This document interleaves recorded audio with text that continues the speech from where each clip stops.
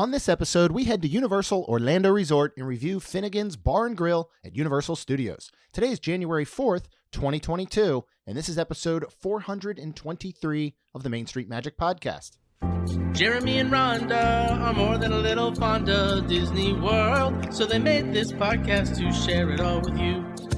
Reports and resorts, top 10 lists of all sorts. Main Street Magic's bringing it home for you. Hello and welcome to another episode of Main Street Magic. I am your host, Jeremy Stein, and I'm joined by my lovely wife, Rhonda. Hey, guys. Make sure you check us out on the web at mainstmagic.com, as well as follow on Facebook, Twitter, and Instagram at mainstmagic. If you've not done so already, head out to Facebook and search for the Main Street Magic community and ask to join. And then if you hit that subscribe button, you're going to get brand new episodes every Tuesday and Friday. But if you want even more content, including in-park, resort, at-home live streams, discounts on merchandise, and a whole lot more, visit wonderlandcrew.com and check out our Patreon group.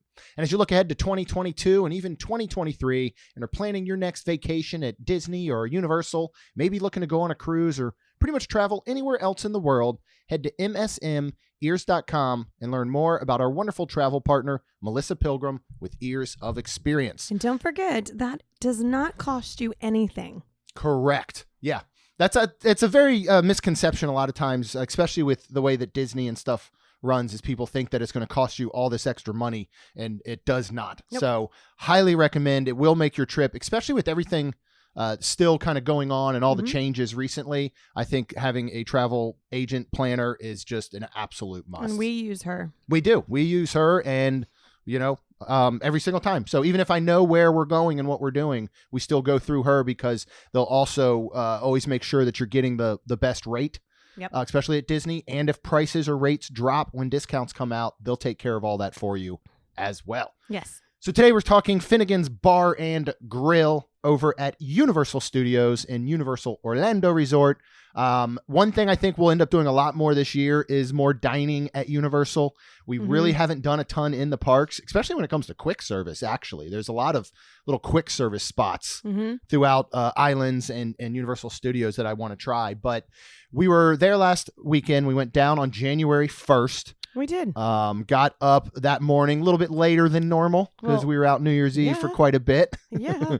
Which is so unlike us because, we're normally like up at 7, leaving the house by maybe 7:38, at the parks by 10. And so it was kind of nice to just get up, and we left here about 10:30. Kaylin stayed back and stayed with a friend. And then we took Lacey, and then of course our friend Tina and her daughter Cassidy came along, stayed a night at Dockside. Yes. And we just wanted to go hit the parks and take advantage of Express Pass. Yeah. It was the last weekend for the holiday stuff. Yes. And so we really wanted to see the parade again. So Tina really enjoyed that. Yeah, she did. And it was so, I loved seeing it again. Yes. Like I next year will watch that multiple times. I think I would go specifically just for that. We'll run us through kind of the evening because we had zero plans. I mean, really we had zero plans for this whole trip. Yeah. So we had definitely had zero plans for dinner, and we were waiting on the parade. Right. Yes. So we got down there and we checked into Dockside and, hung out there for a little bit, hoping our room would be ready so we could drop our stuff off, even though we did put it with the luggage people. Yeah. So, and I got to say, we went and we hung out at the little pool bar there and grabbed a drink. And I got to say, Dockside, that little pool bar there is probably really cool. One of my favorite resort pool bars between Disney or Universal. Really? Yeah. Well, they have wonderful. I love the open air. I love the concept there. It's a really great place to lounge. Right. It's actually a really nice pool just to kind of sit by. But they have a ton of mixed cocktails. Yeah. And like a lot of the Universal resorts, what I love is here you can do a souvenir drink in one of these mixed cocktails for $14. You keep your little plastic souvenir glass, and refills of anything is $11. Yep. So pretty good deal actually. And yeah, they're just inventive drinks. There's a lot of different ones. I had like a grapefruit, cranberry holiday special drink. Okay. So I really, really recommend. Like I would actually jump to this pool and pool bar. Shockingly, from some of the other places. Seriously. I would. I like this one. Okay. I mean, not if I was at like Sapphire Falls. That's the best to me on Universal property. That is my favorite pool and pool bar area, Sapphire Falls. Okay. But we haven't been to Hard Rock. We were at Portofino, but Yeah. we didn't really go to the pool. We did that night. Did we? Yeah. Okay. That was a good spot. To be honest, I mean, Universal's doing things well. I think, we kind of mentioned this on the last episode. I think things will be a bit different this year with a lot of the raising costs of Disney resorts specifically, where, the 2-bedroom here pretty much last minute on a Saturday night on New Year's Day, all in was $145. Mm-hmm. And the price dropped by about 20 or 30 the next night, that Sunday night. Looking ahead, we were looking at some random weekends. Prices are definitely going up at Universal as well. Yeah.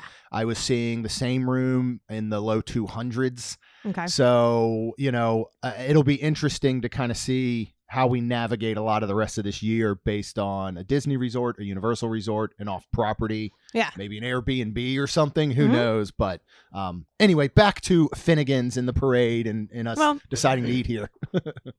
Okay.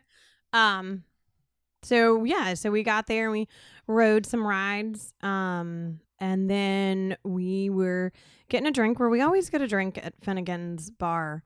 And we usually see Jan. And she was not there, but we were standing there waiting for the parade, and we're standing by the trash cans, of course. And of course, there is a sign that has all the food on there. Well, we haven't eaten. We were supposed to do the holiday booths, but we were hungry. The kids were hungry. And I was like, we were talking about eating at Finnegan's one time, and I was like, well, let me just go ask. Let me just turn around before the parade starts and go ask. So here's what's funny. He was like, the team member was like, I can get you in right now for the parade, during the parade. And we're like, no, we want to watch the parade. So then afterwards, I think he said 8 or 7:15. 7:15? Yeah. Okay. So I was like, okay, that's fine. Let's do that. So we were done. The parade was done, and we were just kind of standing there. And so I can't remember what time it was. I think it was about 15 to 20 minutes earlier. Yeah. And I was like, well, let me just go tell him we're ready. Who knows? Yeah, he was going to let you walk right in earlier, pretty much. It wasn't New Year's Day. I mean, it was still semi-busy, I guess, but I was shocked at how uncrowded it was for being a New Year's Day. Right. And knowing what the whole Christmas and New Year's week looks like normally. I mean, we waited 30 minutes for Velocicoaster. Yes. So, yeah, it really wasn't bad. So we went ahead and asked about going in early. And yeah, it wasn't a problem, and it was not very busy in there. One thing I do want to say, because I'm noticing a trend in a lot of the social media and Facebook groups is, and I know specifically at like Space 220, somebody said that they had this long wait and all, or they couldn't get in. And then when they finally got in, they got into the lounge and only like half the tables were filled. And they were upset because they're thinking, well, why can't I sit at one of those open tables? There's still tons of staffing issues going on, throughout both Disney, Universal. So just because a restaurant maybe says, hey, there's an hour wait, and then when you get in there, you notice half the tables are empty, nobody's sitting at those tables because they don't have enough team members or cast members to wait on those tables. Right. So just something to be aware of. And again, please be patient. Please be kind to your team members and your cast members. Mm-hmm. We're all still going through a lot of stuff trying to get back out of this again. So just something I just wanted to kind of throw out there because I don't think people realize it. I totally get you walk into a place and you're like, I just waited an hour and it's only half full. I totally understand in your mind thinking, what the heck? Yeah. So again, just letting people know that. Yeah, because I actually heard at one point they said how long it would be. And I mean, it was sad to me that the people were like, I see open tables right there. Yeah. Well, sorry. You can go sit at it, but nobody's going to wait on you. Right. So that's on you. You have to go get your own food. Yeah. But anyway, so we went in and we were seated and by in the main dining area and by a door window, which was cool. Yeah. How do you like the overall atmosphere in here? I mean, it's a modeled after a British pub. I've never been to a real British pub. Right. Me neither. But so I thought it was pretty cool. Yeah. They do have live music, singing and I think It's a real some... big benefit, I think, of this place. Rose and Crown is so deceiving. And again, it's very comparable to Rose and Crown. Rose and Crown is so deceiving because when you walk into the bar area, you actually don't realize how much larger the seating area is in the back. And then, of course, they've got some outdoor dining on the water as well. This place, even if you walk into the walk-up bar, you can see it's very open and very large. Yeah. And there's a very large bar area, which is both, walk up, sit at kind of bar, and then, of course, lounge style tables that are also served by the bar before it gets to the main dining room. And that's where there's a small stage with live music pretty much all day, which, as far as atmosphere right now, sets this off above a Rose and a Crown, which we miss. Of course, Carol Stein, the piano player, no relation, is not back in there yet, but that was always, it's just such a good atmosphere booster, I feel like. And so I love that they're doing that here. But yeah, everything else is very, very British pub-like, right? Yeah, I would say so. Again, never been at right. one. Yeah. But being at Rose and Crown and being at and Raglan Road, I would say it's very on par for the atmosphere and And that's the thing. I mean, even honestly, even our good friend Gary, who lives overseas there in Scotland, I mean, he's even come in, of course, to Rose and Crown and said that it is a very authentic look and feel. So I'm sure that a lot of these are kind of Americanized a little bit. Yeah. And I think especially when we get to the food, which we're going to talk about. I will preface this with saying this is our experience on Saturday night, January 1st, around 7 o'clock, right? I'm not saying that this is anybody else's experience. I'm not saying this is standard. In fact, I was talking to John Self, of one of our friends who's a writer and a blogger for many sites and gets lots of reports. And he said he has been hearing recently that lunch and all during the week here is on point, very, very good. He has been seeing some reports that evenings on the weekend are struggling a little bit. So again, this is our experience. This is not mean this is what this place is always like. Correct. And why do I say that? Because this was not a good experience. Did not like it. Yeah. The experience wasn't bad. Just you didn't like any of the food. Yeah. I'm sorry. I don't mean to say experiences. And our waitress was wonderful. The atmosphere was wonderful. The company was wonderful. Food awful. So let me preface by saying that, I guess. Why don't you go ahead and talk about our two appetizers, what we got, and then we can expand a little bit on those. Okay. Well, of course, we're working, so we look at the starters, and there's a Scotch egg, excuse me, for $10.95. It is gluten friendly. It is a hard boiled eggs wrapped in pork sausage, dusted with breadcrumbs and fried, served with apple beet salad and a mustard sauce. We also got the Guinness Warm 3 cheese dip for $9.95. It is served with fresh baked soft pretzels and a tangy mustard sauce. Comes with 2 pretzels. You can get additional pretzels at $2 each, and we got a third one because there were 5 of us. Start with your thoughts on these. The Scotch egg, I actually thought was pretty good, because I know that original, because I know we've even talked about this with Rose and Crown, that, and I don't know if they're hard boiling them just because of, like, you don't want anybody to get sick situation. Yeah, and I was thinking that this morning, and that's almost always been my excuse for them cooking them this way, except for the fact that you can then go anywhere and get a runny egg on a burger, right. So I don't think it has anything to do with. But Gary has said that a Scotch egg is supposed to not be. It should be a soft. Boiled. Yeah, it should be basically a soft boiled egg inside. Now, what I think a lot of these situations is that the care just isn't being taken, where they're basically just, maybe they are soft boiling the eggs. By the time they wrap them in sausage and the breadcrumbs and deep fry them, it's then overcooking the inside. Yeah. I don't think that was the case here, because no, this was very hard boiled, and the egg was cold still.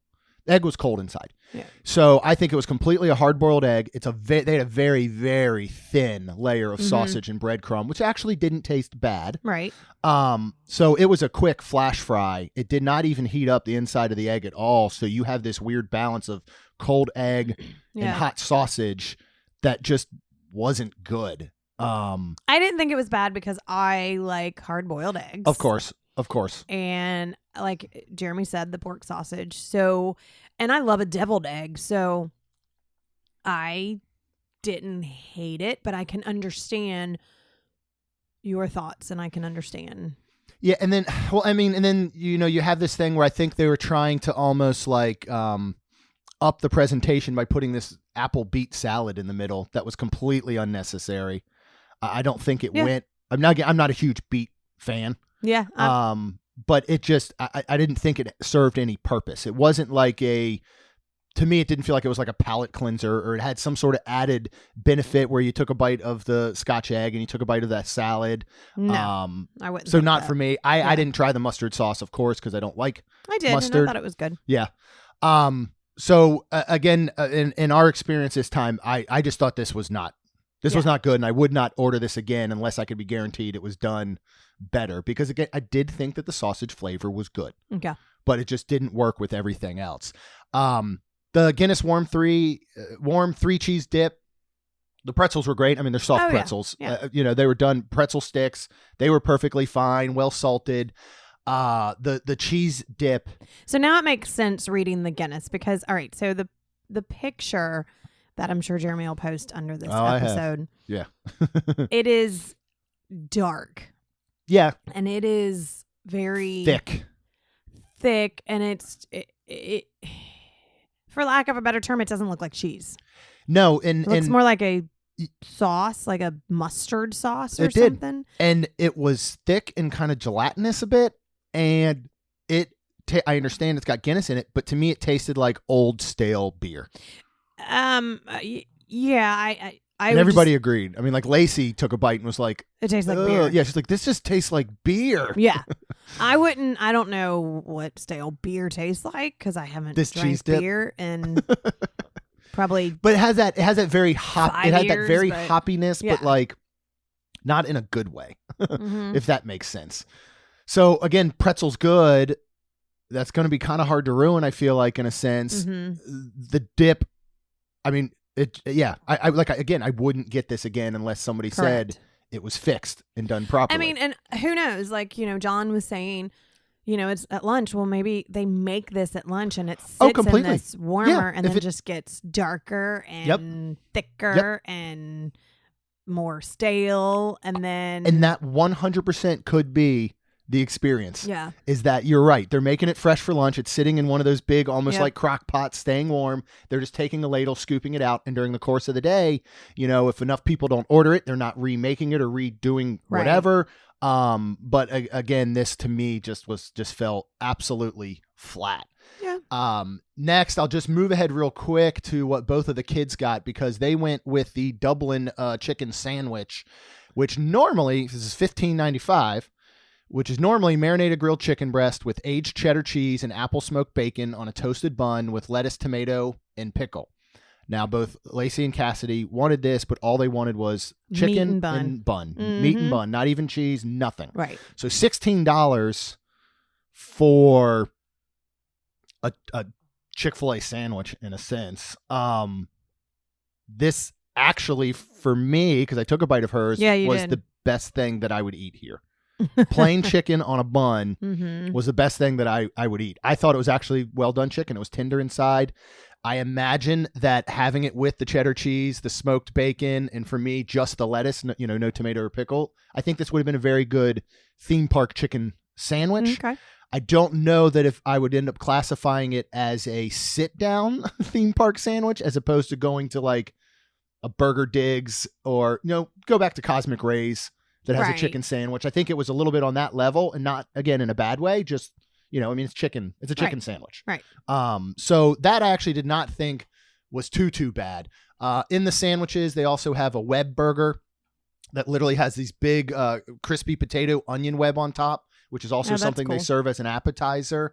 They've got a fried codfish sandwich. They've got a half-pound burger, pretty standard burger there.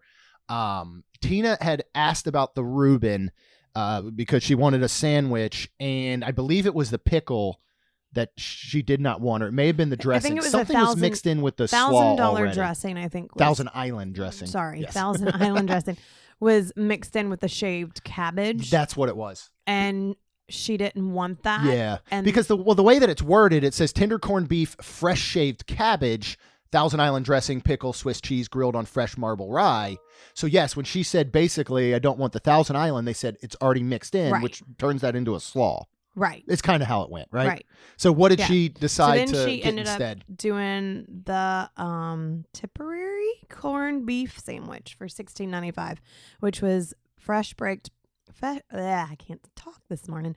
Fresh baked pretzel roll with a warm corned beef topped with sautéed onions, Swiss cheese, lettuce, tomato, and a pickle. And I think she did opt to switch out Swiss cheese because I don't think she loves that as much as I think she got another one. I don't remember if it was American or whatever. But anyways, she liked her sandwich. She thought it was very good. Yeah, she enjoyed it. Yeah. All sandwiches come with your choice of either a wedge fries or side salad. Mm-hmm. The girls everybody got wedge fries. Yep. We'll talk about them in just a bit, actually, because let's move on to under Finnegan's favorites. Yeah. And, this is, kind of Irish, British pub and all. So under the favorites, you have things like bangers and mash. You got a beef tenderloin, pot pie, Guinness beef stew.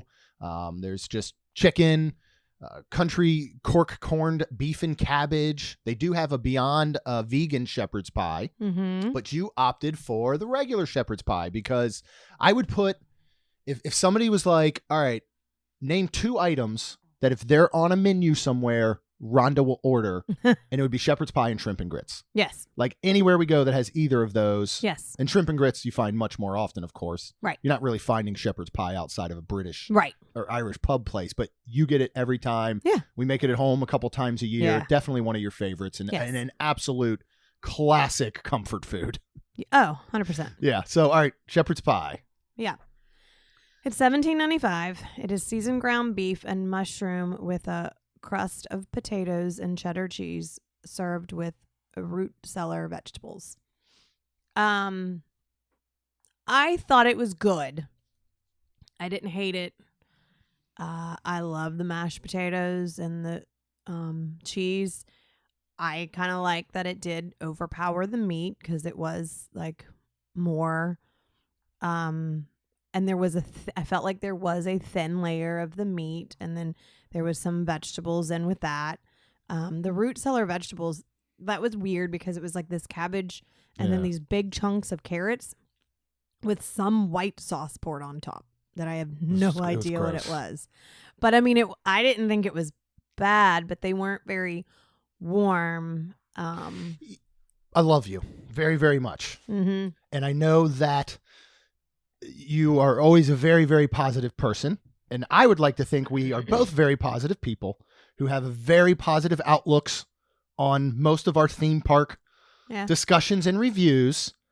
You're a little bit more honest, But I guess. think you're being way too nice. Well, I mean, again, remember, I'm not a food person. I don't cook. But you I are, don't- and you've had good shepherd's pie, and this is not this one that you had Yeah. because our friend Adam Elmers had this not long ago during lunch, and he said it was very enjoyable. He sent me a picture of his.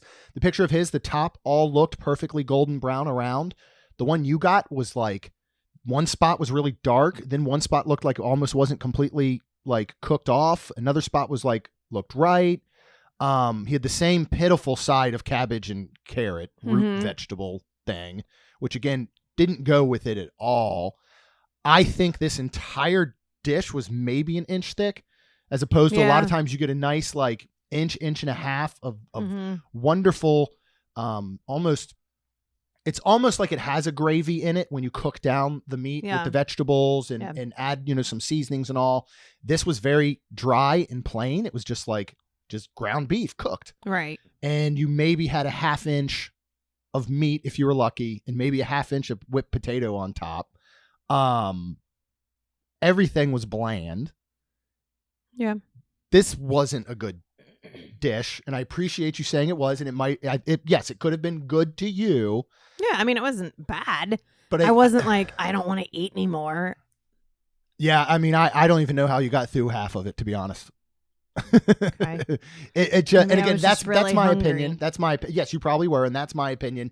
And who's to say somebody who's never had shepherd's pie before and thinks, you know what, I'd like to try this, might think it's really good.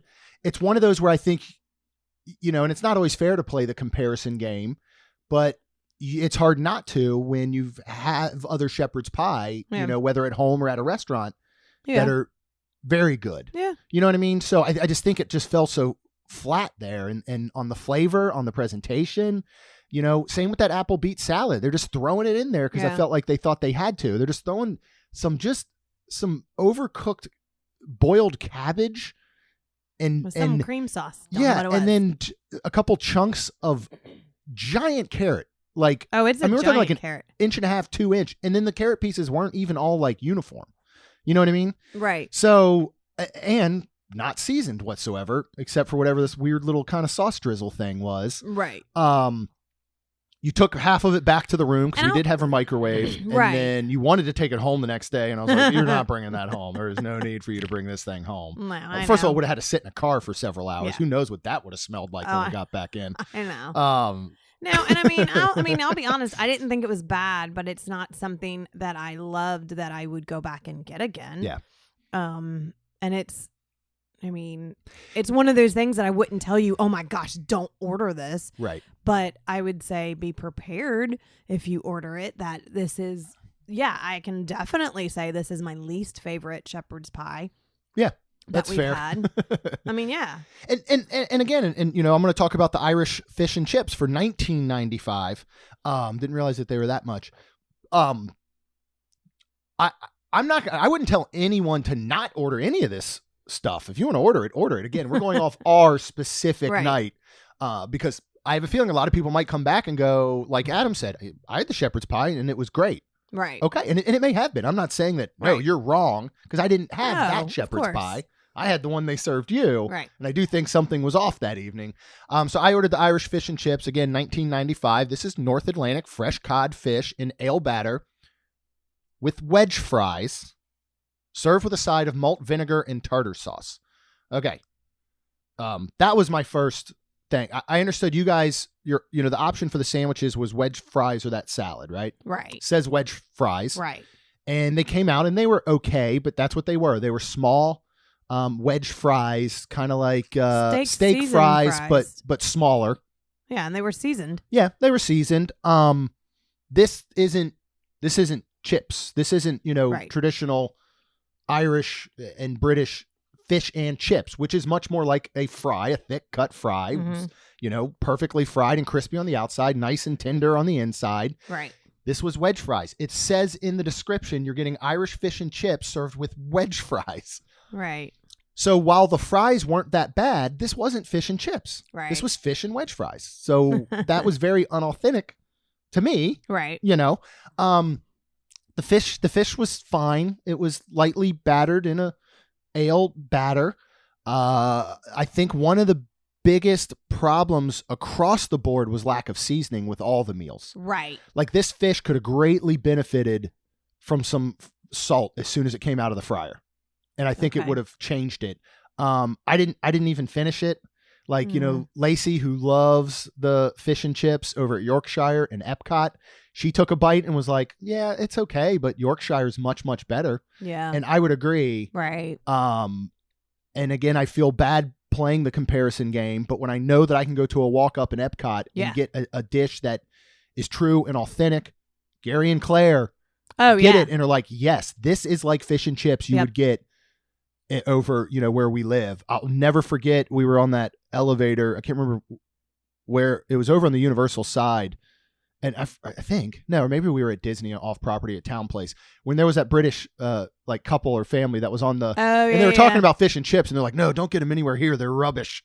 Yeah. And then I said that to Gary, and he's like, yeah, a lot of times that's true, but Yorkshire is very authentic. Yeah. And so this just wasn't to Right. me. And serving it with Didn't wedge you fries. even show Gary the picture and he was Oh yeah, like, he even was like that doesn't that's look good. right. I mean, that was the thing, is, I posted these photos out to social media, and of course I said that it was not good. If I had just posted them and just said, what do you think of these food photos? I don't know what people would have said, but Yeah. I mean, people were like, you know it can't be great when the photos look bad. Like if you Yeah. like even looking at it, just wasn't, the first thing you eat with is your eyes. And so when they Okay. lay down in front of you, a soggy off green cabbage and a dark big 2 chunks of carrot, Yeah. you know what I mean? Like Yeah. it becomes off putting at that point. So for me personally, this was a huge, huge letdown. Yeah. I mean, sure, the chicken sandwich wasn't too bad. It was probably the best thing we ate, which I think is a concern. I just that was our night, and I would not tell people to not go. This is not a bad restaurant. Yeah. We had a bad meal. Right. That's what it comes down to. Yeah. And there's plenty of places that we could do a review and say, this was incredible. You should go there. And then somebody goes there and they go, we had a bad meal. Right. So again, going back to staffing, we don't know what's going on back in the kitchen. Correct. We don't know what adjustments they're having to make. Right. We did not say a word. I mean, we're usually, unless there's something wrong, Right. we don't ever say anything or send stuff back. I mean, the one time I think I remember sending something back was Monsieur Paul, when flat out it was cooked incorrectly. Right. And that's the only reason we sent it back. It was Correct. just, this wasn't cooked. This was way overdone compared to like a medium rare. And so, Right. so And those nothing- types of and, things. And that's why we didn't send anything back. Yeah. Nothing was cooked incorrectly. Right. Or maybe the Scotch egg, but then again, you read and it says hard boiled. Right. Yeah. So So we don't know. And we are that types when the waitress comes back around. How is everything? Oh, it's great. Thank you. You know what I mean? Because there's no Yeah. point in me going, all this food is garbage. Like, it's not going to help any. I'm not trying to get a free handout. But in the end, this wasn't a cheap meal.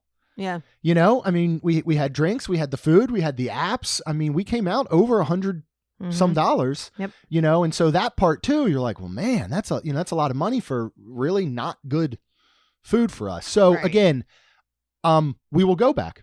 And I would like to go back for a lunch. I'm not doing that probably anytime soon. I would probably go back for a lunch, or maybe sit in the bar lounge area and Yeah. try some different stuff. Because it's so hard to tell. We could have said, this shepherd's pie is not to my liking. Will you do a new one? And the exact same thing could have come out, or something that was absolutely delicious could have come out. We don't know. Right. You know what I mean? So it's, and then it says in there wedge fries. I can't be like, hey, these aren't chips. These aren't proper chips. So, it is what it is, but I'm very glad that we finally tried it. Yeah. Sometimes, as weird as it sounds, sometimes I think it's really good when we have a bad experience, Okay. because I think it can, because I think we're able to shine light on some of these other things. I Yeah. understand that we love theme parks. We Mhm. love Disney. We love Universal. We love the team members and the cast members. We love dining and visiting resorts. And yes, for the most part, we're very, very positive about them. So I can also understand where somebody sits back and goes, well, they just like everything. You know what I mean? Like, Yeah. and I don't want to ever get in that rut. So I want to be able to be honest and say Yeah. when something just isn't good. Yeah. So This was not good. no, it was not good. And again, I've already gotten lots of great responses. John actually sent me a few articles that I was browsing through this morning, again, on people that have had wonderful responses. Somebody that had the web burger and it was very good. Somebody who had the full Dublin chicken sandwich and it was very good.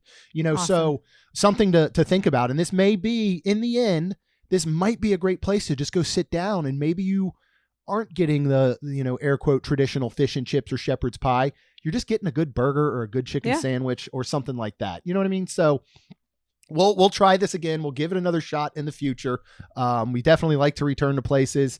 I think it's easier at Universal because there aren't nearly as many spots to dine. Right.